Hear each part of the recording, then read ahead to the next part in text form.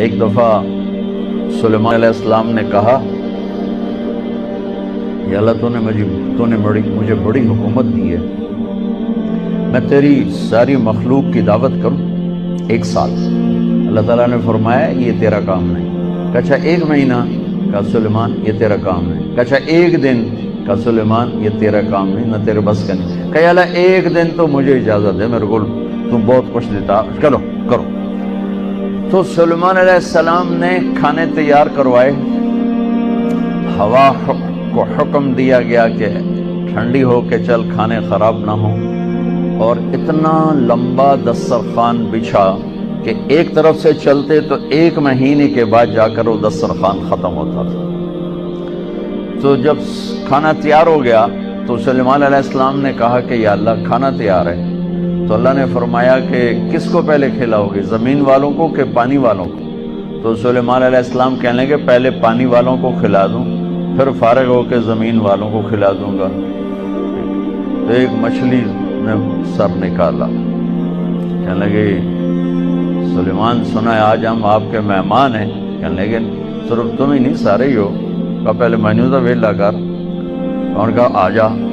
اب اس مچھلی نے ایک طرف سے منہ کھول اور برتنوں سمیت، دیگوں سمیت، ڈونگوں سمیت ہر شے اندر اندر اندر اندر، سارا دسترخوان اس نے پیٹ میں ڈال لیا۔ کہنے لگے حضرت کچھ اور پیش کریں؟ وہ کہنے لگا تو سارے اندر کھا گئی، میں کہ تو پیش کر۔ وہ کہنے لگی سلیمان تیرے رب نے کہا تھا نا یہ تیرا کام نہیں، آج میں تیری وجہ سے بھوکی واپس جا رہی ہوں۔ میرا رب روزانہ ایسے 3 لقمے مجھے کھلاتا ہے، روزانہ 3 لقمے میرا رب ویسے مجھے کھلاتا ہے۔ تو بچوں، پہلی بنیاد ہے پالنے والا اللہ ہے، رزق اللہ دیتا ہے، پیسے سے نہیں، دکان سے نہیں، کاروبار سے نہیں، ذمہ داری سے نہیں، ڈگریوں سے نہیں، رزق اللہ کے خزانوں سے آتا ہے۔ تو جب یہ بنیاد بنے گی تو اگلی بنیاد ہے پھر اس میں سچائی اور دیانتداری سے چلو۔ اگر آپ مجھ سے اسلام پوچھو نا 2 لفظوں میں کہ 2 لفظوں میں اسلام بتاؤ، تو میرے پاس ہیں سچائی اور دیانتداری۔ اور آپ مجھ سے پوچھو کفر 2 لفظوں میں بتاؤ، دنیا کا کفر 2 لفظوں میں بتاؤ، تو میرے پاس 2 لفظ ہیں، جھوٹ اور دھوکہ، جھوٹ اور دھوکے بازی، یہ ساری دنیا کا کفر ہے۔ اور سچائی اور دیانتداری یہ ساری دنیا کا اسلام ہے۔ سارا اسلام 2 لفظوں میں بند ہو جاتا ہے، اور پوری دنیا کا کفر 2 لفظوں میں بند ہو جاتا ہے، جھوٹ بولنا، دھوکہ دینا، جھوٹ بولنا، دھوکہ دینا۔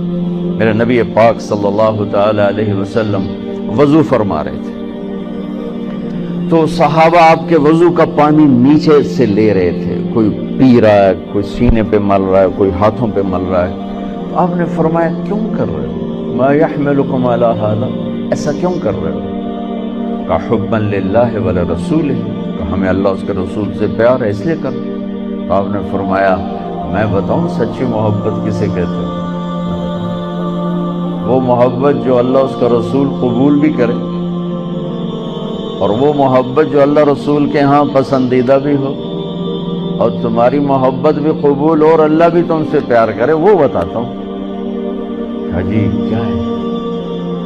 تو آپ نے فرمایا من سر ان یحب اللہ ورسولہ ویحبہ اللہ ورسولہ، اگر تم یہ چاہتے ہو کہ اللہ اور اس کا رسول تم سے پیار کریں اور تم بھی اللہ اس کے رسول سے پیار کرو، تو صرف ہے وضو دے پانی پینے نال کم نہیں بڑھنا، اسے 3 کام کرنے پڑیں گے۔ جی کیا کیا ہیں؟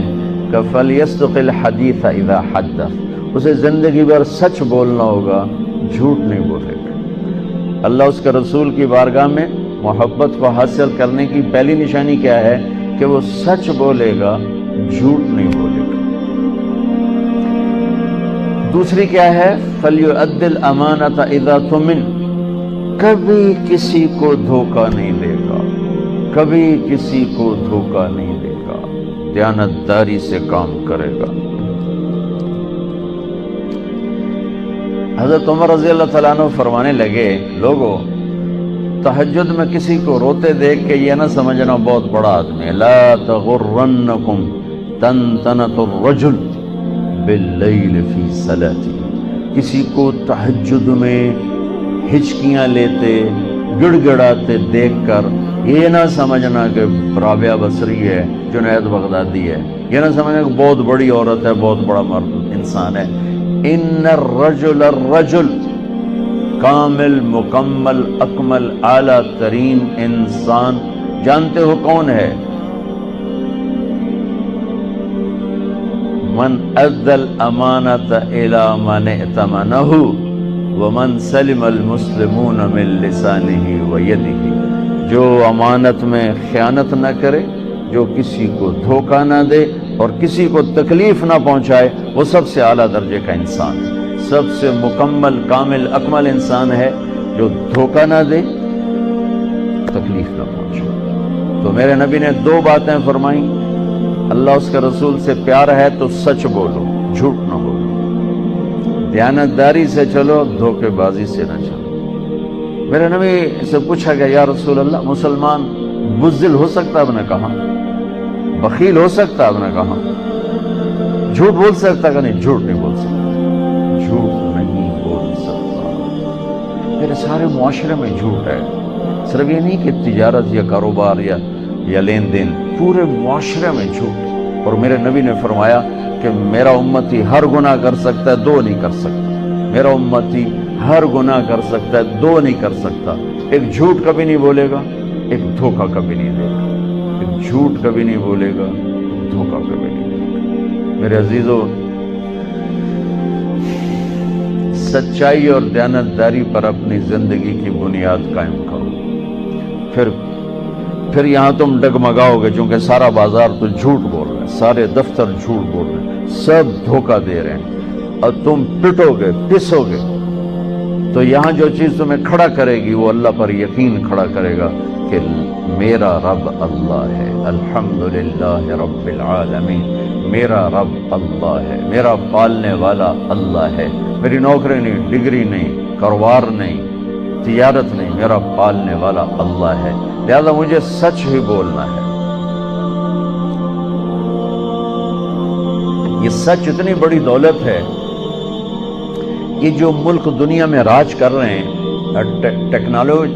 میں کینیڈا گیا یہ مئی میں وہاں کی جو پارلیمنٹ تھی نا، ان کے ممبران نے مجھے انوائٹ کیا، تو میں نے ان میں تھوڑی بات کی۔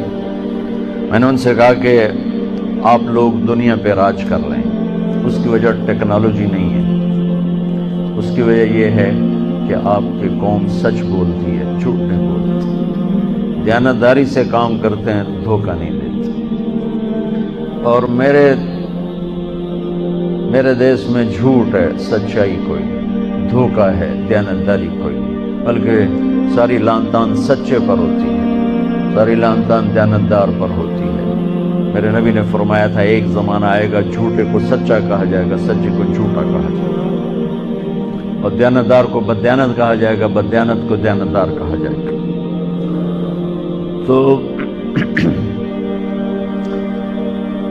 جب اللہ تعالیٰ قیامت میں اپنا دیدار کرائے گا اور جنت کا دروازہ کھولے گا تو سب سے پہلا ٹائٹل ملے گا مرحبا بالصادقین، سچے بندوں کو مرحبا۔